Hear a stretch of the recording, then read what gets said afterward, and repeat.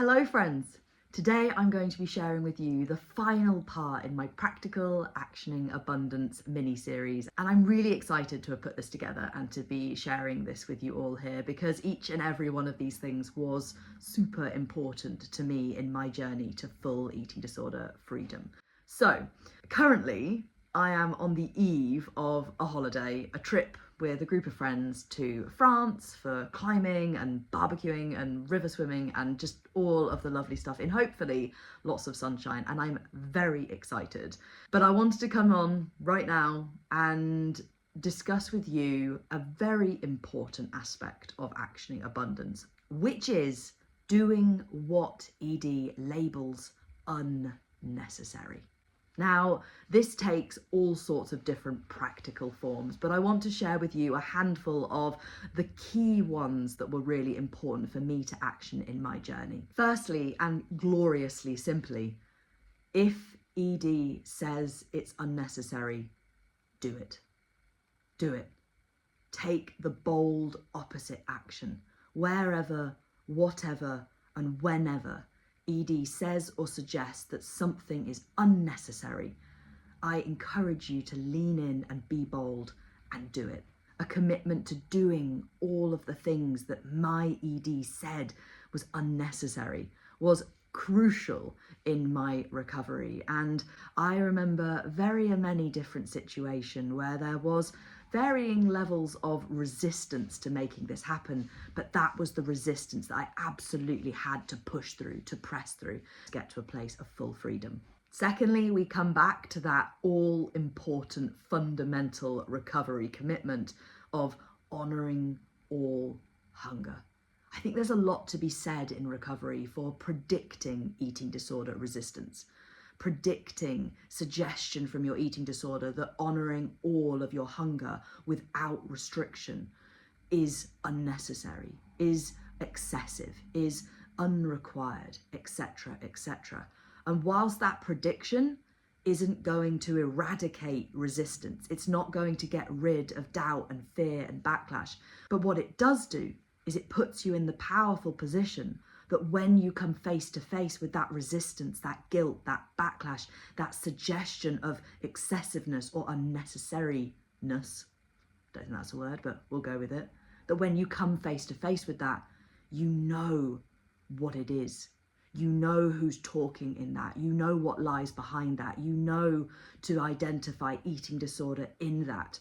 And you therefore know where to redirect your attention and your action towards in order to stay on your recovery path. There is power in prediction and honouring all of your hunger, listening to your body, responding to its mental and physical requests for food with eating is what you should and must be doing. Next, one of the ways that you can be really proactive with making this happen, and what I mean by that is you're not just sitting around waiting for eating disorder to have resistance to take action.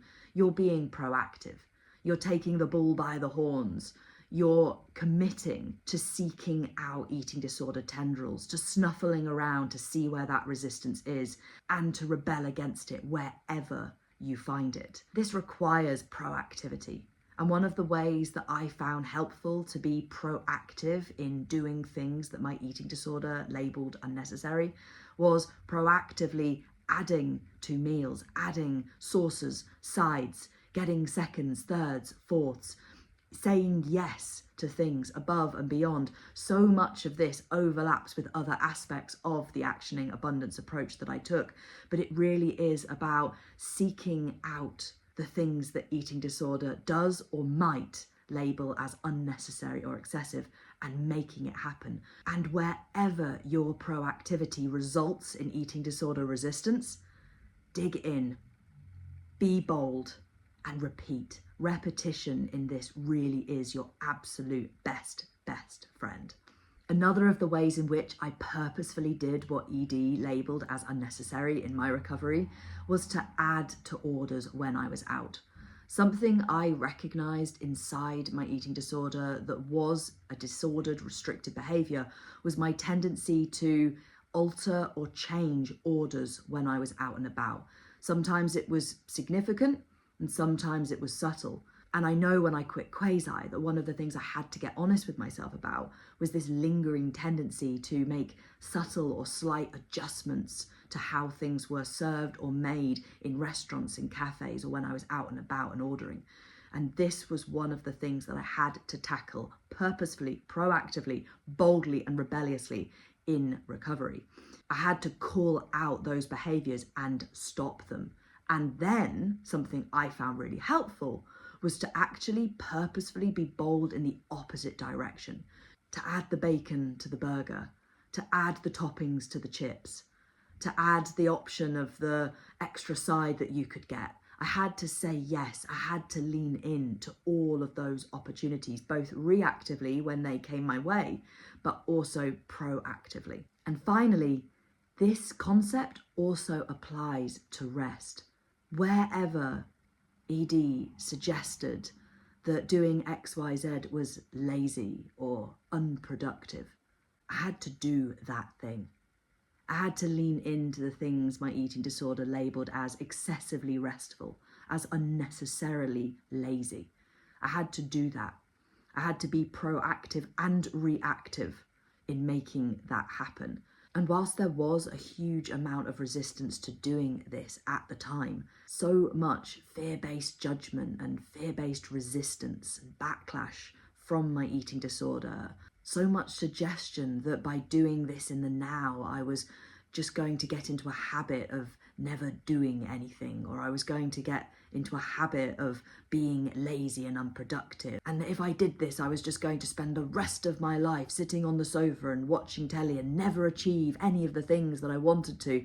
Whilst there was so much judgment and fear and onslaught of eating disorder thoughts along those lines, I had to dig deep and recognise that those thoughts in themselves were the sign that I was doing what I needed to be doing. The surfacing of that thinking was the evidence that I had work to do, and the work happens when it's uncomfortable. The work happens when you are sitting in the storm. The only way out is through. And by leaning into the things that eating disorder labelled as lazy, unnecessary, unproductive, I was able to fully rewire all of that compulsivity, all of that disorderedness around rest and around movement. And by doing so, I'm now in a place where I have complete freedom, both in rest and in movement. And every second of the battle and the storm was worth it to be able to be in that place now. And I'm very grateful to the me who sat through all of that, because I know that if I hadn't, if I'd messed about, if I'd played ED games, if I'd tried to sidestep it endlessly, I wouldn't be here in this place now.